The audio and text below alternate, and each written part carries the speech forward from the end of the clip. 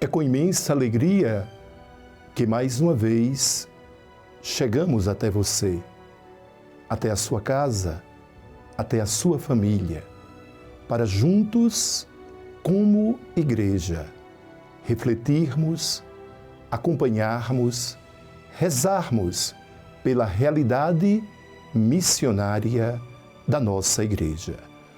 Hoje vamos até o leste europeu conhecer a beleza, a profundidade do renascimento, do desenvolvimento da igreja na Ucrânia.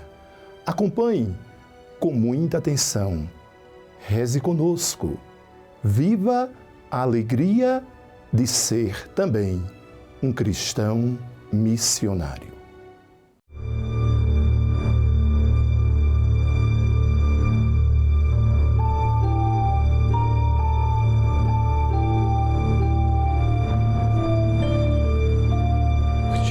Talvez vocês queiram descrever em detalhes o que aconteceu aqui, mas não é possível.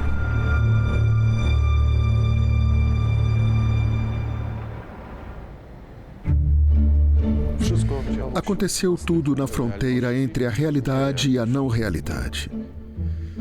Milagre após milagre, milagre após milagre. Foi uma grande repetição e extensão dos Atos dos Apóstolos.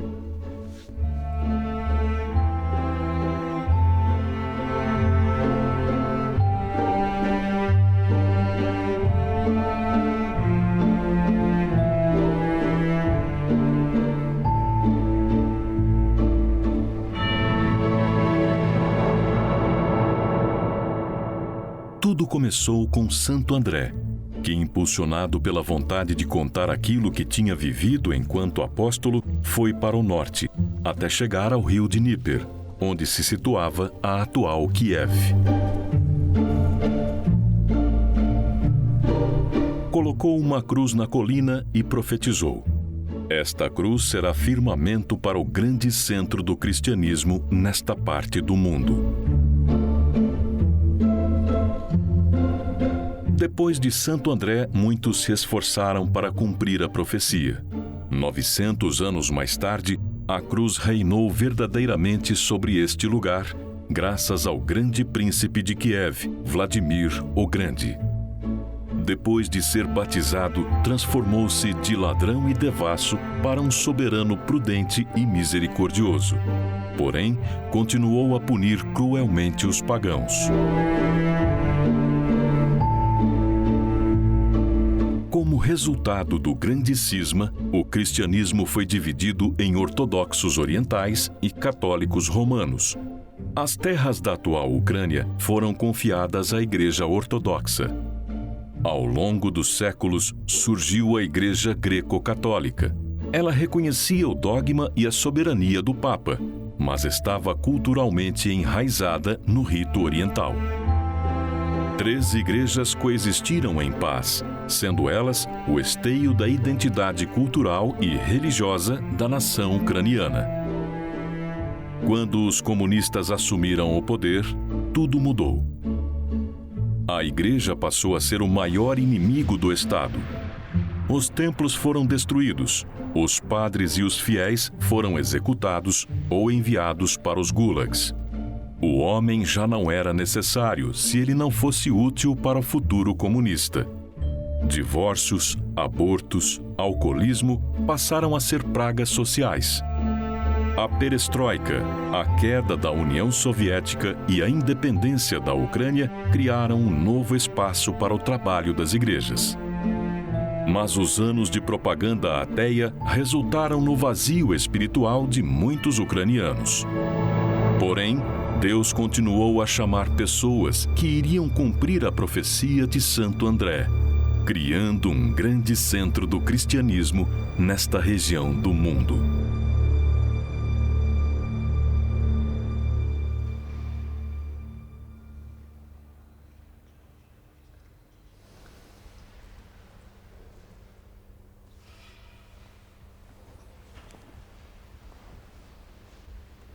Povolanie A vocação é uma coisa estranha. Eu sempre quis ser médico, mas durante o exame para a Universidade de Medicina, tive uma inspiração. Decidi ser padre.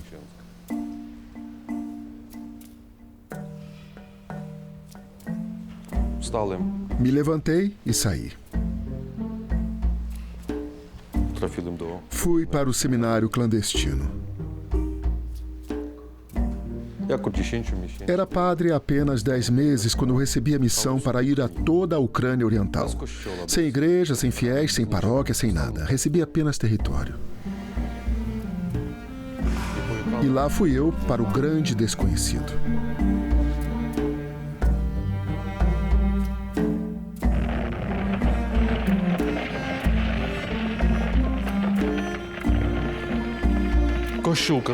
A Igreja Católica quase não existia nessa região. Desde que, em 1938, executaram o pároco e mais de 100 paroquianos ativos que defendiam a Igreja e a sua fé. Ninguém se lembrava que uma instituição como a Igreja Católica alguma vez tivesse existido. Ninguém queria mais se lembrar.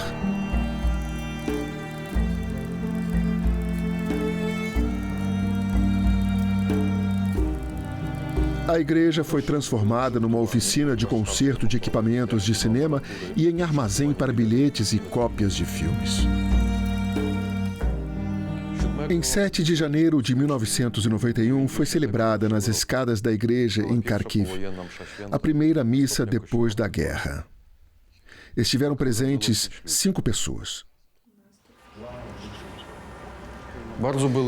Eu fiquei muito surpreso que nenhum deles, embora afirmassem ser cristãos, soubessem fazer o sinal da cruz. Quando eles ouviam "O Senhor esteja convosco", eles respondiam "Obrigado, Padre". Aquela missa demorou 1h30, pois primeiro eu tive que explicar tudo o que fazemos na missa e só depois eu celebrei. Foi o início da Igreja Católica na Ucrânia Oriental.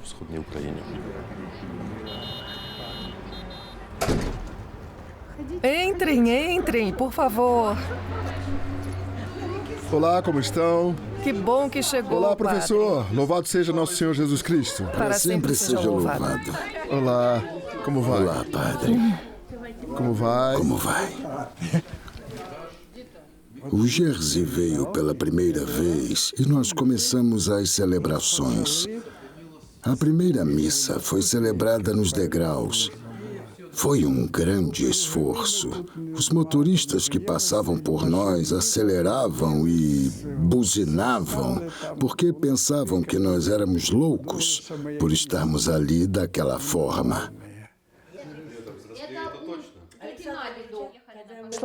Eu estava descendo a rua e vi um aglomerado de pessoas. Atrás de mim passavam pessoas e, às vezes, um automóvel. Atrás de mim estava o mundo ao qual eu pertencia. À minha frente estava um mundo que eu não conhecia. Eu percebi que não podia continuar em cima do muro. Tinha que ver onde estava a verdade.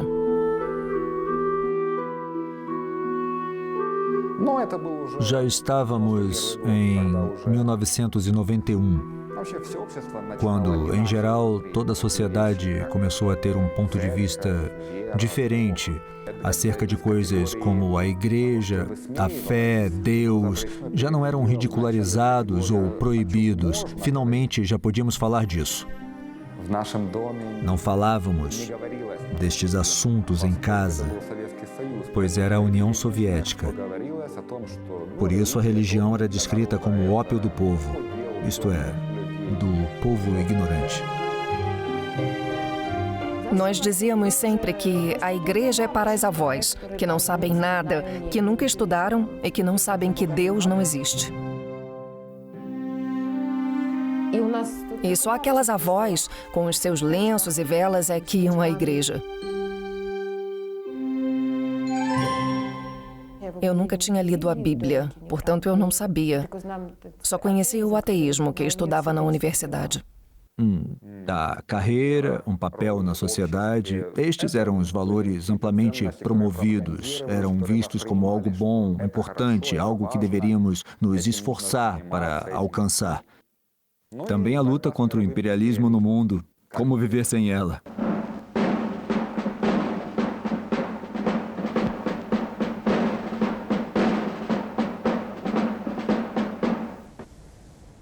Esta é a nossa casa, ao lado da igreja. Estas são as nossas camas, os nossos guarda-roupas. Aqui está uma mesa, o escritório. Não só das irmãs franciscanas, mas de toda a igreja, de toda a paróquia. Aqui onde estou é onde as irmãs fazem as refeições. Assim, muitas vezes, pinga a água do teto para o prato. Mas isso não nos incomoda. Não vemos problema nisso. Para nós, aqueles foram os anos mais belos. Era duro porque as condições eram difíceis, mas a comunidade era tão maravilhosa, a fé era tão viva, as pessoas eram recém-convertidas. Tudo o que elas fizessem, como elas viviam, elas não falavam nem pensavam, mas simplesmente viviam a fé. Sim significava sim, não significava não. E não havia nada pelo meio. Eu gostei tanto daquele tempo. Naquela época eu aprendi muito como cristã, como católica, sobre essa fé viva. E até hoje é naquele tempo que eu me apoio e isso me ajuda demais.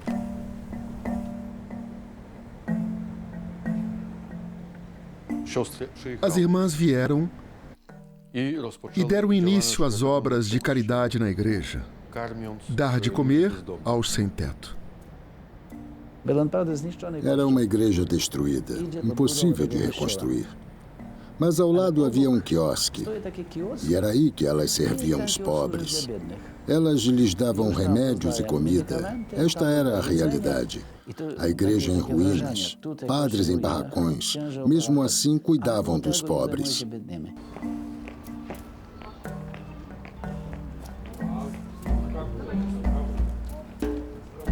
Oi, irmã, estou precisando de um cachecol. Sim, mas aqui só há roupa de senhora. Só de senhora. A senhora não tem um cachecol? Eu vou agora buscar. E chapéu? Tem chapéu? Não, não tem nenhum chapéu. Está bem. Depois da queda da União Soviética, o país entrou em colapso. O sistema de valores se desintegrou. Cada um só pensava em si. E as pessoas que antes tinham trabalho e tinham uma situação segura ficaram sem emprego, numa situação instável.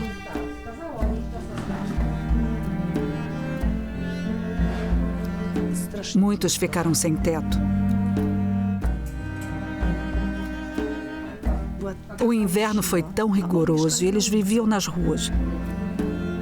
Chegavam com feridas de frio nas pernas, nas mãos, no nariz e no rosto. Era horrível. Foi a primeira vez que vimos algo assim.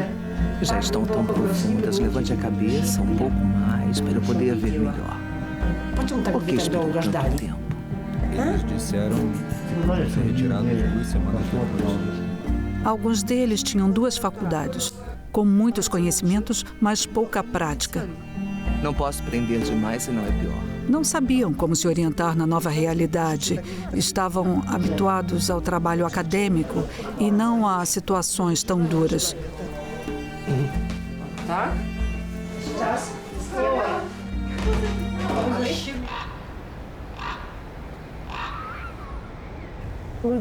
As pessoas que sofrem dizem que a Igreja Católica é a única instituição que as ajuda.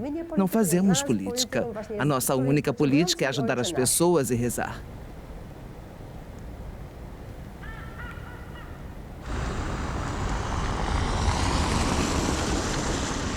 Sou eternamente grato às irmãs por terem concordado em vir para cá e terem assumido o peso da tragédia dos sem-teto.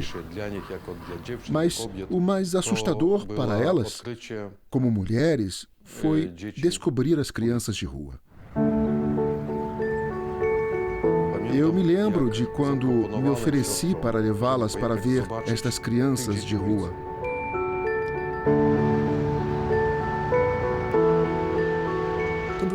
Havia crianças sem pais ou de famílias com problemas.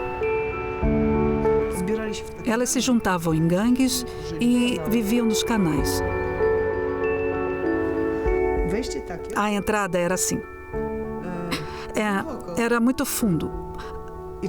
Mas é preciso entrar. Após algumas tentativas, finalmente entrei.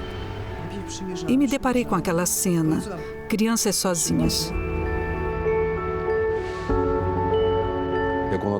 Quando ela chegou lá, se sentou com eles e eles começaram a ficar junto dela como se fosse mãe deles. E adormeceram logo.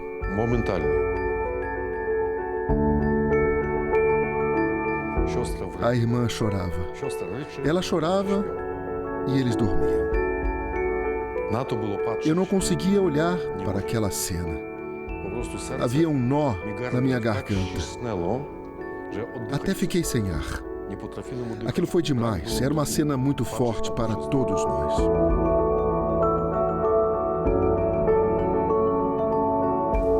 Eles tinham o sonho de um verdadeiro lar e criaram no subterrâneo a imitação de uma casa verdadeira. Um tapete. Alguém jogou um tapete no lixo, eles encontraram e colocaram no chão. Precisavam de roupa de cama. Está preta de tão suja, mas não podíamos viver sem a manta, irmã. Nós passamos algum tempo juntos tomando chá. Eles disseram que era preciso rezar, porque eles sabiam que nós éramos católicas e religiosas, portanto, queriam rezar conosco. Era tão interessante porque eles nos tratavam como pessoas da igreja. Nós estávamos sempre falando da igreja, porque não queríamos lhes dar apenas comida, também tínhamos de levar Deus. Mas se nós tivéssemos levado apenas comida, teria sido uma ajuda por uns tempos para terem uma vida normal, mas sem Deus isso parecia impossível naquela situação de crise. Dávamos o alimento do corpo, que era também muito importante naquele momento, mas aqueles meninos queriam alimentar suas almas, eles não queriam o básico. Os meus pais eram alcoólatras. Minha família era problemática. Por causa da bebida, perderam 3 apartamentos, todo o dinheiro e não nos deixaram nada. Não conseguia arranjar emprego e, por isso, não tinha dinheiro para um apartamento. Então, eu fiquei na rua. Mas, no meu caso, tudo mudou. A igreja me ajudou muito. Eles me mostraram outro caminho. Me ensinaram a viver como as outras pessoas, a trabalhar, a ter filhos e criá-los. Bom, aconteceu comigo. Eu conheci a minha mulher e agora temos um bebê. E está tudo bem. Com a ajuda de Deus e com a oração, a vida com certeza melhora.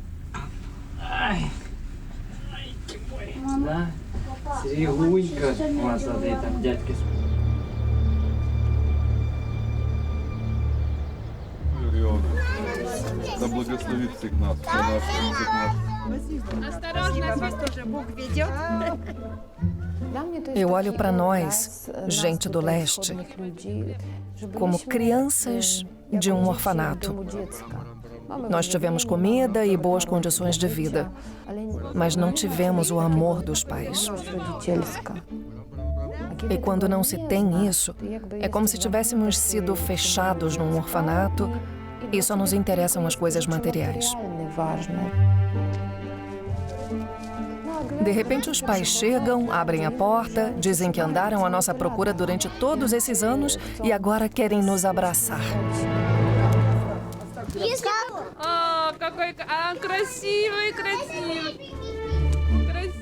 O padre Jerzy fala da dignidade humana, que ela não vem pelo fato de eu ser membro de Komsomol, uma filha da União Soviética, mas que eu sou filha de Deus. Somos todos do orfanato chamado União Soviética. O padre Jerzy nos tirou de lá.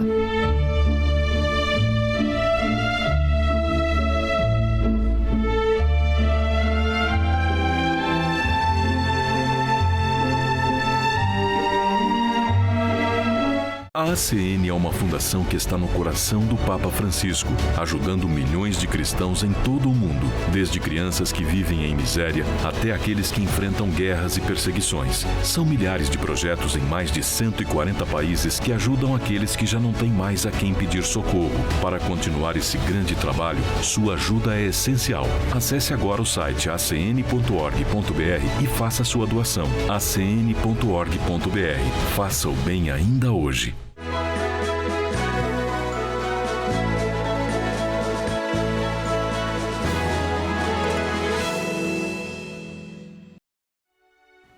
Refletir sobre a realidade da Igreja no leste europeu, na Ucrânia, pode ser que para alguns é uma realidade nova.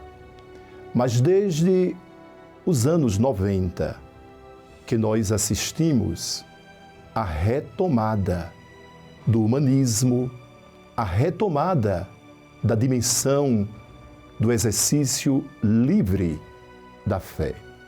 E a Ucrânia traz uma bela mensagem para todos nós neste momento. Naquela realidade, principalmente o trabalho da caridade.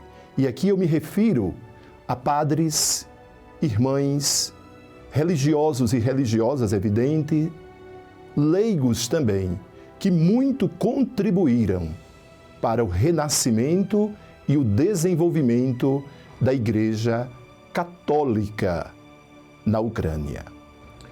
E destacamos aqui a presença e o testemunho de um grande sacerdote.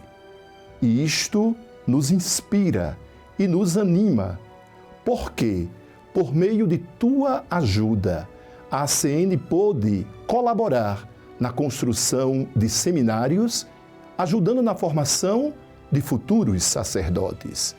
Você que não ajudou, pode também colaborar. E você que já colabora, pode continuar participando desta bela obra. Ligue 0800 77 099 27 ou acesse o nosso site acn.org.br. Nós estamos participando também do renascimento, do ressurgimento, do belo testemunho e presença da Igreja Católica como instrumento da evangelização. Vamos, neste momento, voltar o nosso olhar para a beleza do trabalho e o diálogo ecumênico da Igreja. Ali no leste europeu, nós temos esta expressão tão viva de que a fé se vive no anúncio, mas também no diálogo e no testemunho. Senhor nosso Deus, dai-nos a graça de, abraçando o Evangelho, viver o diálogo, o anúncio e o claro testemunho. Em nome do Pai, do Filho e do Espírito Santo. Amém. A obra que a Igreja realiza na Ucrânia depende também de tua colaboração, depende de tua ajuda. Viva a sua fé, partilhando os dons que Deus lhe entregou.